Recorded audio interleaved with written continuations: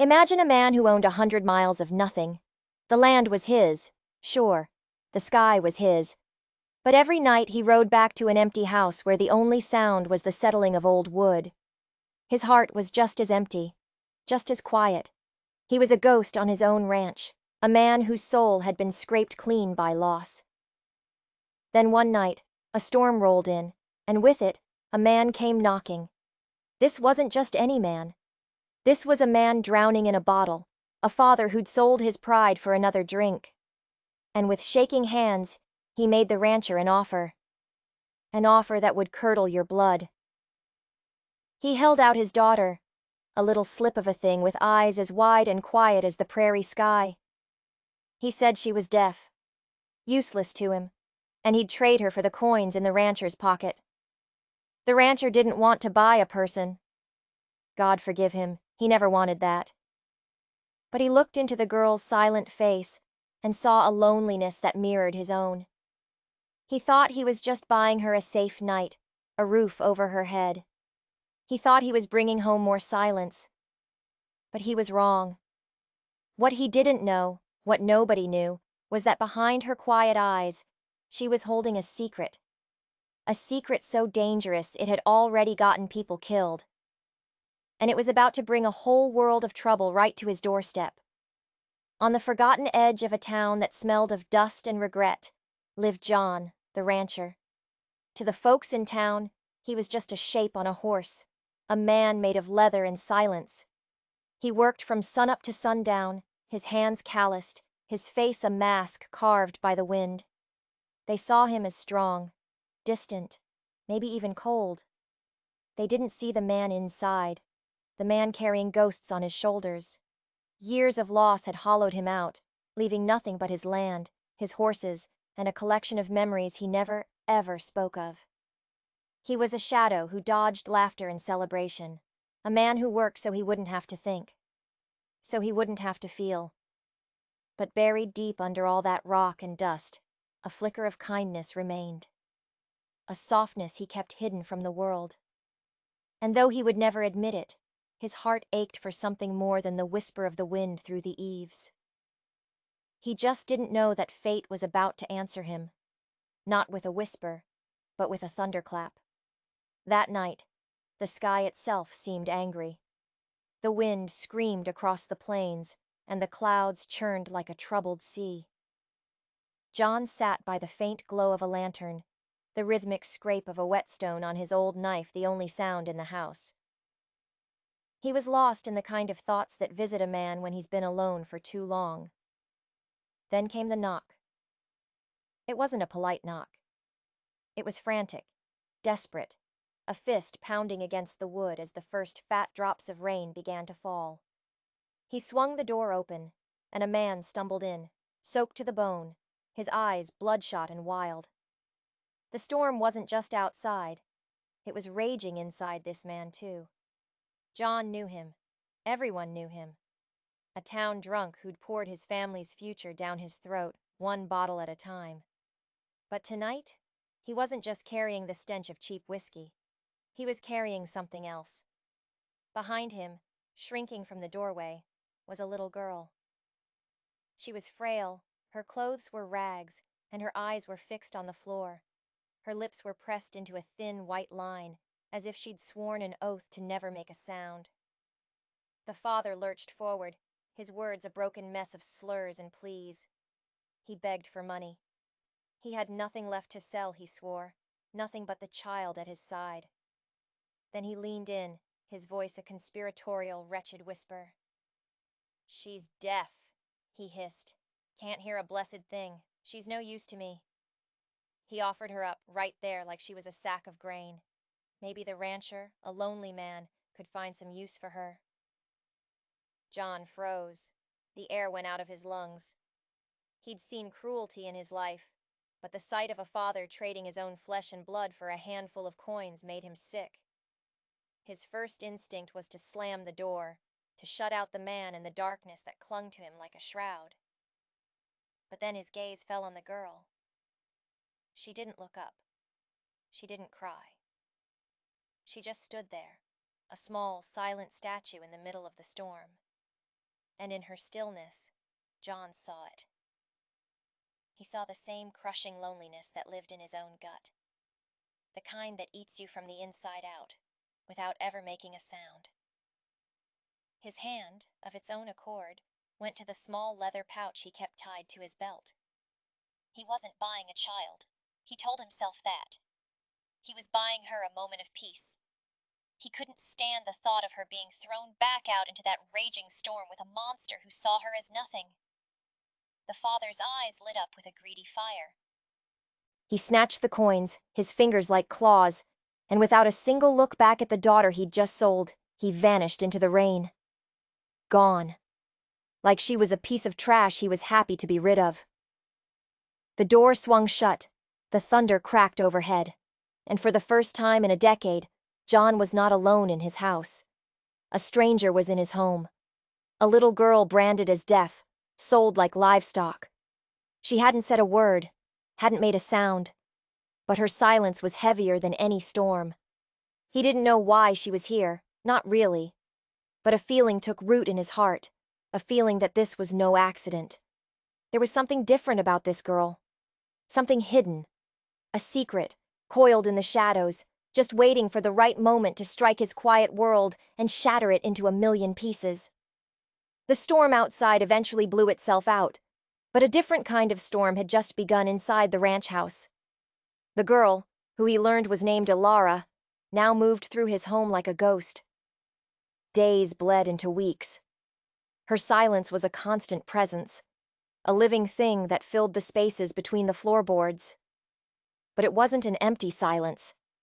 She was up before the sun, her small hands fetching water, feeding the chickens, sweeping the floors. She did it all without being asked, her movements filled with a quiet, careful grace. But her eyes held a story he couldn't read, a history of pain that she kept locked away. She never smiled, she never cried, she never made a sound. And yet, John found a strange comfort in her presence. The crushing weight of his solitude began to lift, just a little. He'd catch himself watching her as she worked, wondering about the life she'd lived, about the kind of man who could create such a silent, haunted soul. He assumed she worked from fear, but then he started noticing the little things. The way she mended a tear in his old coat with stitches so fine they were nearly invisible. The way a hot cup of coffee would be waiting for him on the table the moment he sat down. The way she'd stand by the corral, her head tilted, as if she could hear the very breathing of the horses. Each act was a small, gentle gesture that spoke louder than words. Of course, the townfolk noticed. Their whispers followed him like flies. They spun cruel tales about the lonely rancher and the broken girl he'd bought. John ignored them, but a knot of worry tightened in his gut. What must she think, trapped here in this place she never chose? He tried to be kind. He used hand gestures, pointing and smiling, trying to show her she was safe. He never treated her like a servant. He treated her like she belonged. And though she never answered, he would sometimes see a flicker of something in her eyes, a flicker of understanding that seemed to go far beyond what his clumsy gestures could convey. The nights were the hardest. The silence in the house would grow, stretching and deepening until it was almost deafening.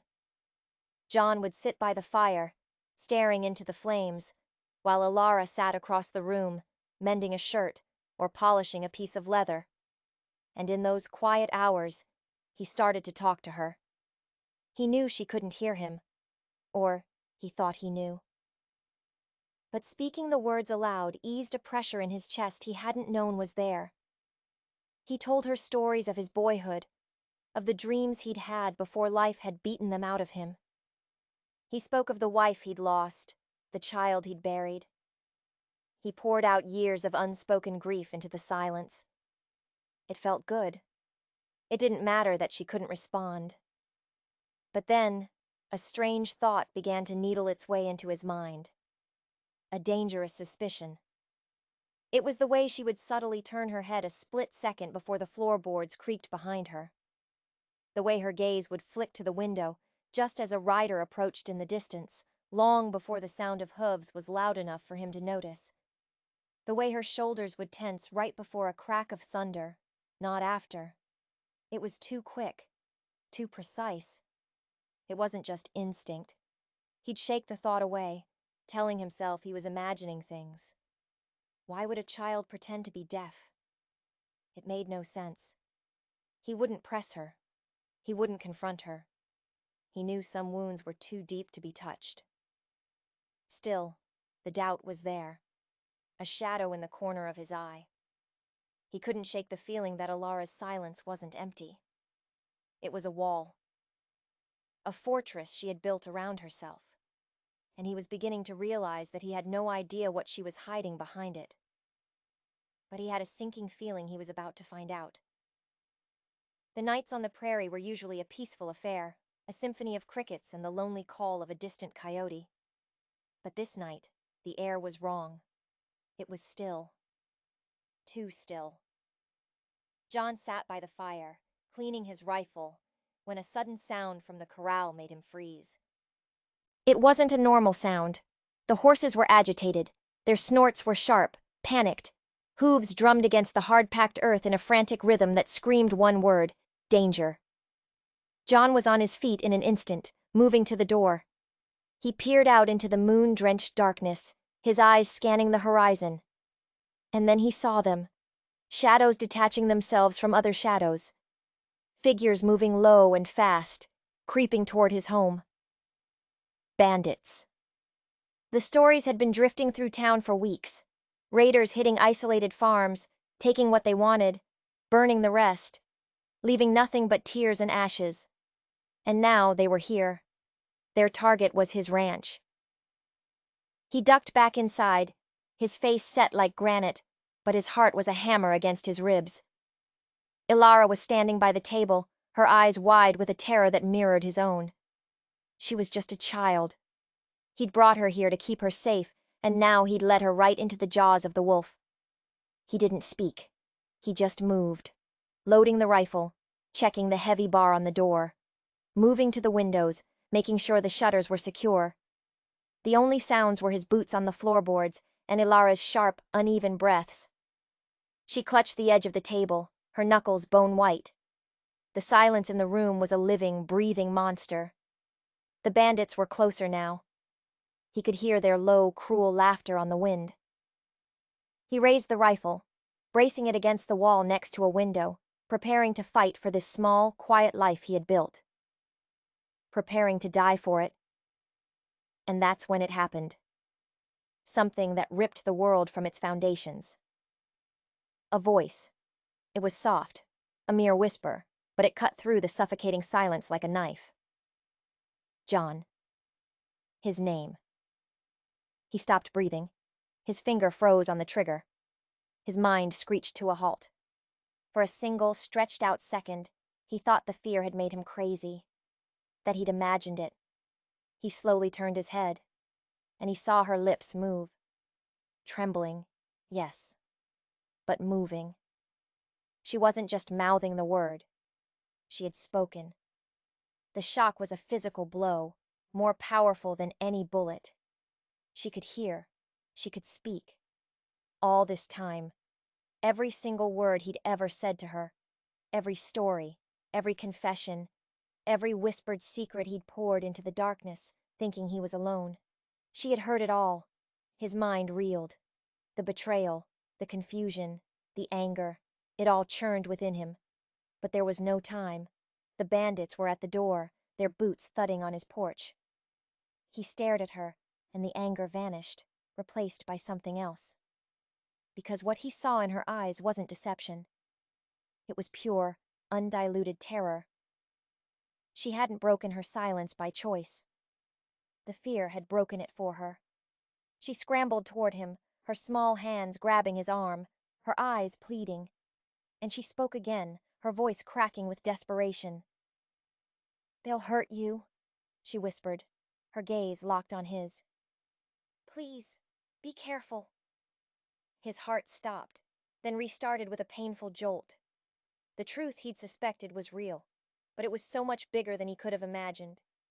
And he knew, with a certainty that chilled him to the bone, that her silence wasn't a simple lie. It was a shield she had just thrown down to protect him. He didn't have time to ask why. Not now. The heavy wood of the door shuddered under a heavy blow from outside. But as he turned back to the window, his grip tightening on his rifle, one thought burned through the chaos in his mind. The girl he thought was deaf had a voice, and that voice may have just gotten them both killed. The fight was brutal and short. John was a man defending his home, and he fought with the ferocity of a cornered bear. A blast from his rifle through the window sent one bandit screaming into the night. He used the darkness and his knowledge of every creak and groan of the house to his advantage. The bandits, expecting an easy target, were caught off guard. After a few more traded shots that splintered the door frame, they retreated, their curses fading into the darkness. They would be back. He knew that. But for now, there was silence again. A different kind of silence. He turned from the window, his knuckles white on the rifle stock, and faced the girl. Ilara. She was huddled in the corner, trembling, her face buried in her hands. The tears she had held back for years were finally breaking free, silent sobs shaking her small frame. He walked over and knelt in front of her. He didn't know what to say. The questions were a storm in his head. Why? How long? Did you hear me? She looked up, her eyes red and swollen, and the story came tumbling out. A broken, whispered confession that shattered what little he thought he knew. She was never deaf. Not for a moment. The silence had started as a game when she was very small, a way to hide from her father's drunken rages. If she didn't hear his angry words, maybe they couldn't hurt her. But the game became a prison. Her father, a cruel and opportunistic man, saw a use for her deafness. A deaf child was an object of pity. People gave him money. A deaf child couldn't testify to the things she saw, the shady deals he made in dark alleys. Her silence became her only armor in a world that wanted to hurt her. It was a shield, the only one she had. Every word she spoke was a dagger in John's heart. He wasn't looking at a liar. He was looking at a survivor. A child who had used the only weapon she had to endure a hell he could barely imagine. In that moment, something shifted inside him. The deep, aching loneliness that had been his constant companion for years met her shattered, silent past. And in the space between them, something new was born. Not pity, not ownership, belonging. The ranch was no longer just his empty house, and the silence was no longer a sign of his loss. It was the memory of her strength. Their bond wasn't forged in words, but in the shared understanding of pain. And he knew, as he reached out a hand to help her to her feet, that this bond would be tested. The bandits would return. Her father was still out there. But for the first time in a very long time, John wasn't facing the storm alone, and neither was she. The new day dawned, but the peace was fragile. Every shadow seemed to hold a threat. John knew the bandits hadn't given up. They had just been surprised. They'd be back, and they'd be better prepared. He spent the day fortifying the ranch, boarding up windows, and checking his limited supply of ammunition. Ilara worked beside him. Her silence returned, but it was different now. It was a shared silence, a comfortable quiet between two people who understood each other without needing words. But as the sun began to set, casting long, ominous shadows across the land, a new figure appeared on the horizon. Not a bandit. A single man, stumbling toward the ranch.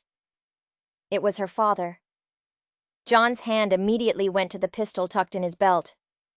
He stepped out onto the porch, placing himself between the man and the door, where Ilara was watching, her face pale. The drunk didn't even seem to notice John's hostile stance. His eyes were wild, desperate. He wasn't here for a friendly visit. "I need her back," he slurred, pointing a shaking finger toward Ilara. "She's not going anywhere," John said, his voice low and dangerous.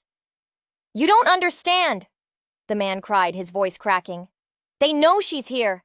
They know what she saw. John's blood ran cold. Who knows? The men from last night. They're not just bandits. They work for him. For the sheriff. A twist. The man who was supposed to represent the law was in league with the criminals. It explained why they operated so freely. But that wasn't the worst of it. What did she see? John demanded, his grip tightening on his pistol. The father laughed, a broken, hysterical sound. She didn't see anything, but she knows. He made her look at it, the fool, made her memorize it. He took a staggering step forward. He stole from them. Not money, something worse, a ledger. The sheriff's whole operation, all written down. Names, dates, payoffs. And my idiot brother. He thought he could use it. He made his own daughter memorize the location of the one thing that could get them all hanged. Another twist, sharper this time. Her father hadn't been the thief. It was his brother, her uncle, and Alara wasn't just a witness. She was a living map. Where is he now? John asked, dread coiling in his stomach. Your brother? The drunk's face crumpled. Dead. They caught him a week ago. That's why I had to hide her. I didn't sell her to you for drink, you fool. I sold her to you because you're a ghost. No one comes out here. I thought she'd be safe. The world tilted on its axis. The cruelty John had witnessed that first night wasn't cruelty at all. It was a desperate, twisted act of protection. The father hadn't been selling his daughter. He had been hiding her in the one place he thought the sheriff and his gang would never look. He had played the part of a monster to save her life. They tortured me, he whispered, showing John his bruised and broken hands. They know I brought her here. They're coming back, not for cattle. They're coming back for her, to silence her for good. And just as the words left his mouth, a gunshot echoed from the ridgeline. The father jerked, a dark stain blossoming on his chest. He looked at John, his eyes filled with a final, desperate plea. Protect her, he gasped, before collapsing into the dust. John didn't hesitate. He grabbed Alara, pulling her back inside the house as more shots rang out, splintering the wood of the porch. They weren't just bandits anymore. They were executioners, led by a corrupt lawman, and they were here to erase the one piece of evidence that could destroy them. A little girl who held the secret in her mind. The house was a trap. They knew it now. John and Alara huddled behind an overturned table as bullets ripped through the thin walls. The sun was setting, and darkness would give their attackers the advantage. The sheriff, a man named Blackwood, was smart. He wouldn't rush in again. He would surround them, wait them out, or burn them out. The ledger, John whispered, his voice urgent. Where did your uncle hide it?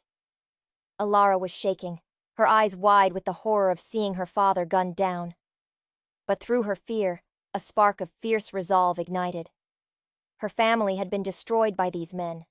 Her uncle, murdered. Her father just now, bleeding out in the dust. She would not let them win.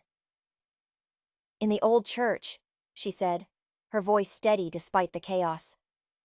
Under the loose floorboard beneath the pulpit, he showed me. He said the devil would never look for his sins in God's house. The old abandoned church was 5 miles away, an impossible distance. They were pinned down, surrounded. There was no escape. John looked around the small, besieged room. His rifle, a handful of bullets, a scared little girl. It wasn't enough. They were going to die here. Then his eyes landed on the lantern, its flame flickering, and an idea sparked. A desperate, insane plan. They think we're trapped in the house, he said, his mind racing. So we won't be in the house.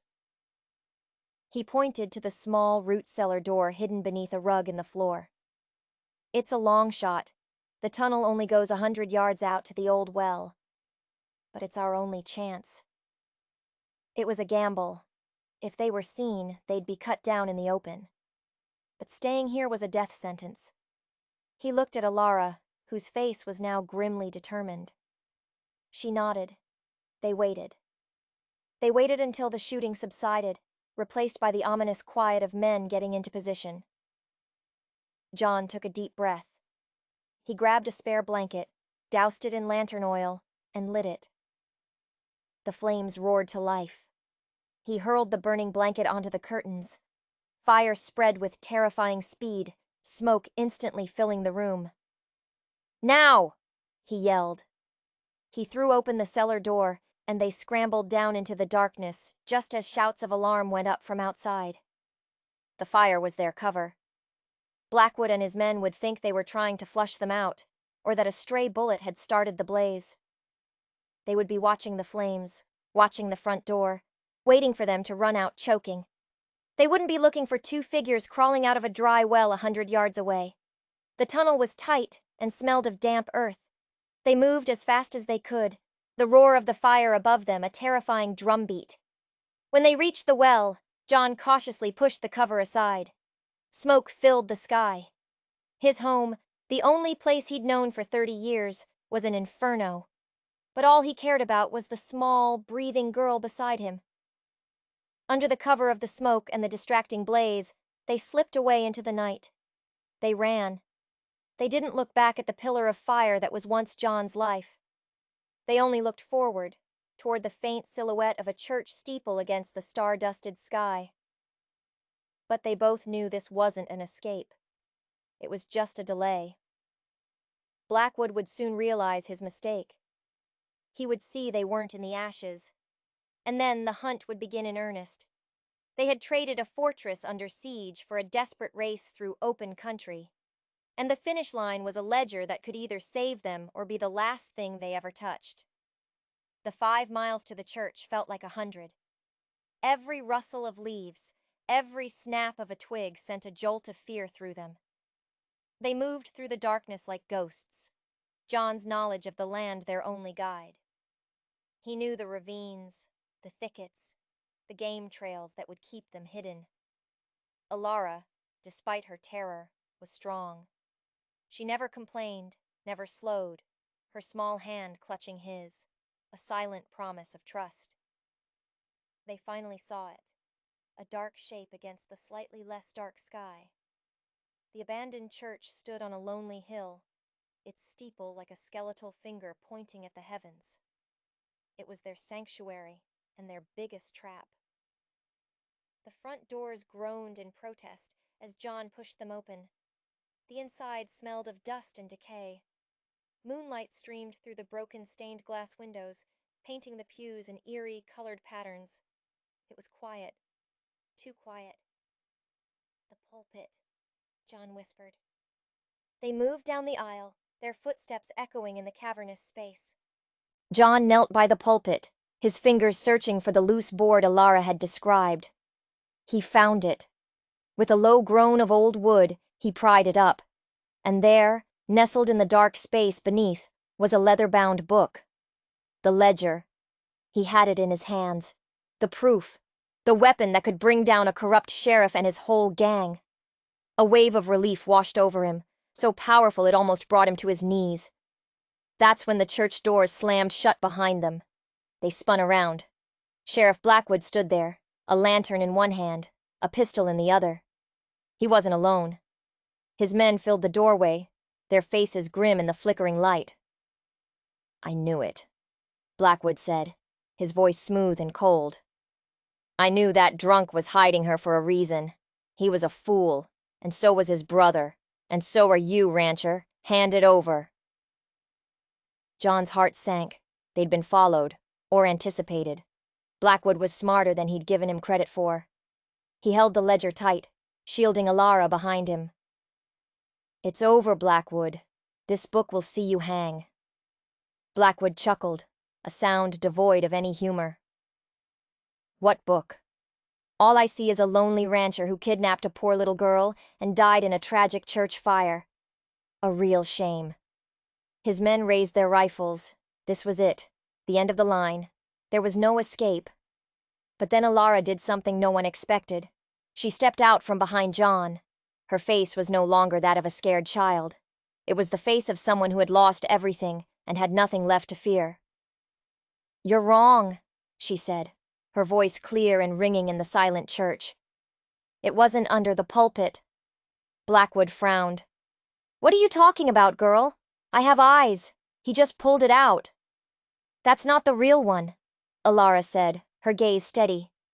"My uncle was clever. He knew you might find it. That's a decoy, full of blank pages." John stared at her in confusion. What was she doing? The ledger in his hand felt very real. "The real ledger," she continued, her voice gaining strength, "is buried somewhere safe, somewhere only I know, and I'll die before I tell you where." It was a bluff. A wild, desperate, brilliant bluff. She was betting everything on Blackwood's greed and paranoia. Blackwood's cold smile faltered. He looked from Alara's defiant face to the ledger in John's hand. Doubt crept into his eyes. Could the girl be telling the truth? Could his prize be a fake? The thought that he could kill them and lose the very thing he was killing them for was intolerable. "You're lying," he snarled, but his voice lacked conviction. "Am I?" Alara replied, taking a bold step forward. "Kill us. Burn this church to the ground. You'll never find it. My uncle's secret will die with me. And one day, someone will find that book, and your name will be remembered as nothing more than a common murderer." The tension in the church was thick enough to choke on. John held his breath, realizing what she was doing. She was buying them time. She was creating a crack in Blackwood's certainty. The sheriff stared at her, his mind working. He couldn't risk it. He couldn't risk the ledger getting out. He needed her alive. "Fine," he spat, lowering his pistol. "You win, for now." He gestured to his men. "Take them. We'll find a place where the girl will be a little more willing to talk." It wasn't a victory. It was a trade. They had traded a quick death for a slow one. As the bandits moved in, grabbing them, disarming John, a sense of utter hopelessness washed over him. Ilara's brave gamble had failed. It had only changed the location of their execution. But as they were dragged out of the church and into the cold night, John saw a flicker of something in Ilara's eyes. It wasn't despair. It was a plan. The bluff in the church wasn't the end of her strategy. It was just the beginning. They were thrown into the back of a wagon and taken to an old abandoned mine at the base of the mountains. A place where screams would go unheard. Blackwood tied John to a support beam in the main cavern, the damp cold of the rock seeping into his bones. He then dragged Alara to the center of the room.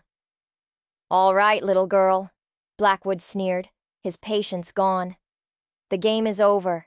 Tell me where the real ledger is, or I'll start taking pieces off your rancher friend here, and I'll be sure to start with his trigger finger." John strained against the ropes, his heart pounding with rage and fear. He had failed her. He had brought her to this. But Alara didn't look at John. She looked straight at Blackwood, her expression unreadable. "It's in the mine," she said softly. Blackwood stared at her. "What?" "My uncle knew you used this place. He knew you'd never think to look for it right under your nose. It's hidden down one of the shafts, the one marked with a red cross." It was another lie, John knew it, but it was a convincing one. Blackwood's eyes lit up with greed. The perfect hiding spot. He turned to two of his men. "You two, go with her. Bring it to me. The rest of you, watch the rancher." The two bandits grabbed Alara, and with a single lantern, started leading her toward the maze of dark tunnels. John's stomach twisted. He was alone, helpless, as she was led away. What was her plan? There was no ledger down there. Once they realized she'd lied, they would kill her without a second thought. Minutes stretched into an eternity. The only sound was the dripping of water and the crackle of the campfire Blackwood's men had built. The sheriff paced back and forth, impatient. Then a sound echoed from deep within the mine. A shout, followed by a terrifying rumbling crash. Then silence. A dead, heavy silence. Blackwood and his men froze. They looked at each other, then toward the dark tunnel. "What was that?" one of them whispered. Before anyone could answer, a new sound began. A low groaning, not from the tunnel, but from the cavern they were in. The support beam John was tied to trembled. Dust rained down from the ceiling. One of the bandits looked up, his face pale with horror. The supports. She didn't lead them to a ledger. John finally understood. Alara hadn't just been bluffing. She had a real plan. She remembered this mine. Her uncle had likely shown it to her. She knew its weaknesses. She hadn't led those men to a treasure. She had led them to a load-bearing pillar, one that was already unstable.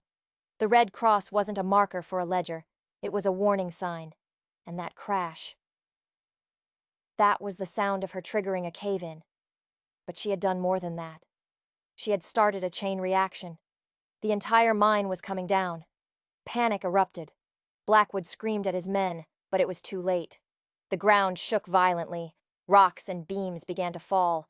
The bandits scattered, screaming, trying to get to the exit, only to be crushed by falling debris. The sheriff, his face a mask of disbelief and rage, made a final, desperate lunge for the entrance. A massive beam, the one John was tied to, snapped. It swung down, catching Blackwood across the back and pinning him to the ground, his legs crushed. He roared in agony and fury.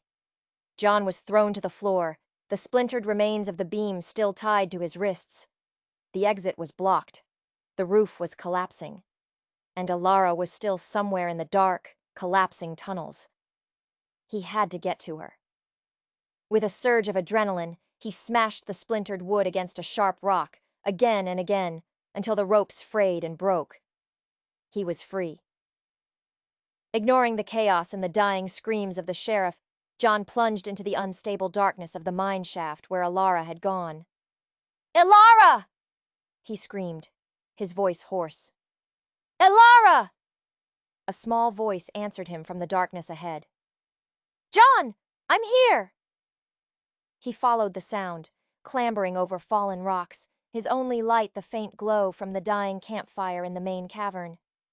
He found her in a small alcove, sheltered from the main collapse. She was dusty and scared, but unharmed. "You knew," he said, his voice filled with awe. "You knew this would happen." "My uncle told me this mine was a death trap," she said, her voice shaking but steady. "He said one good kick in the right spot would bring the whole mountain down." She had weaponized the very ground beneath their feet. This small, silent girl had single-handedly defeated a dozen armed men and their corrupt leader. But they weren't safe yet. The groaning of the rock was getting worse. "There's another way out," she said, grabbing his hand. "A ventilation shaft. This way." She led him through a narrow passage, and soon they felt a faint breeze. They saw a sliver of starry sky above. It was a steep climb, but they scrabbled their way up, hand over hand, emerging from the side of the mountain just as a final, deafening roar echoed from below. The entire mine entrance collapsed, burying Sheriff Blackwood and his gang under tons of rock. They stood on the mountainside, covered in dust, breathing in the clean, cold night air. They were alive. They were free. And in the pocket of John's coat, where he had tucked it for safekeeping, was the ledger from the church. The one Alara had called a fake. It had never been a decoy. Her bluff in the church had been a masterstroke of misdirection, a lie built on a foundation of truth, designed to sow chaos and get them out of an impossible situation. The next morning, they walked into the next county and handed the ledger to a federal marshal. The story they told was almost unbelievable, but the names and numbers in the book were undeniable proof. An investigation was launched that would clean out the corruption in their town for good. Justice, it turned out, sometimes came from the most unexpected places. They returned to the blackened ruins of John's ranch. Everything he had owned was gone. The house, the barn, all of it turned to ash. He had nothing left, except everything that mattered. He looked at Alara, who stood beside him, her face smudged with dirt but her eyes clear and bright. The silence was gone now, replaced by a quiet companionship. The emptiness in his heart was gone too, filled with a fierce, protective love for this incredible, brave girl who had saved them both. They rebuilt. It was slow, hard work, but they did it together. A new house rose from the ashes, and this time, it was never silent. It was filled with conversation, with plans for the future, and sometimes with laughter.